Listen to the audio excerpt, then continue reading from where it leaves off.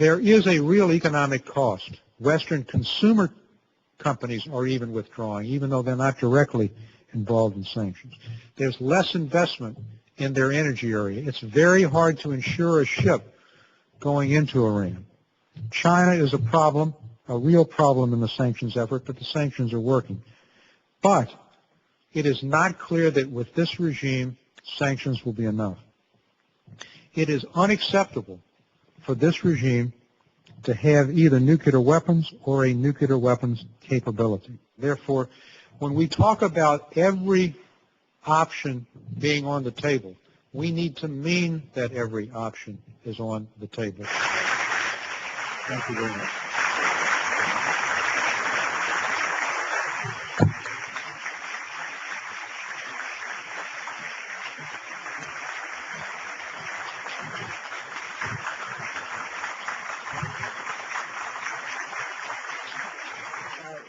All of your activities here demonstrate how much the American people care about Iran.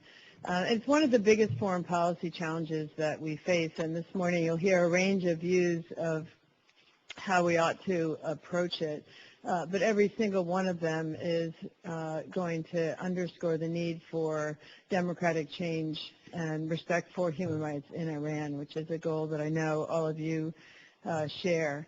And if you watch the sweeping changes across the Arab world, when a fruit vendor's self-immolation in Tunisia sets off a wave of protest, anything can happen overnight. The people of Libya are still suffering under Muammar Gaddafi. The regimes of Bahrain, Saudi Arabia, and Yemen continue to resist the march of history. And Iran remains locked in a time warp as well. And the failures of the regime in Tehran to live by the rules of the international community, its continued repression of democracy and the human rights of its people, stand as a real challenge, not just to those of you in this room, but to U.S. policies as well. Decades of our policies, sometimes isolations, other times outstretched hands, have simply failed to bring about fundamental change in this aging regime. Now, the United States faces not only the challenge of democracy and human rights in Iran, but also three other key challenges. First, Iran continues to support terrorist organizations that threaten our interests, including Hezbollah, Hamas, some of the Shia armed groups in Iraq. Second, it continues to seek a nuclear weapons. And third, Iran continues to undermine our efforts both in Iraq and Afghanistan. And largely of this agenda, the nuclear policy drives U.S. policy and much of the international community.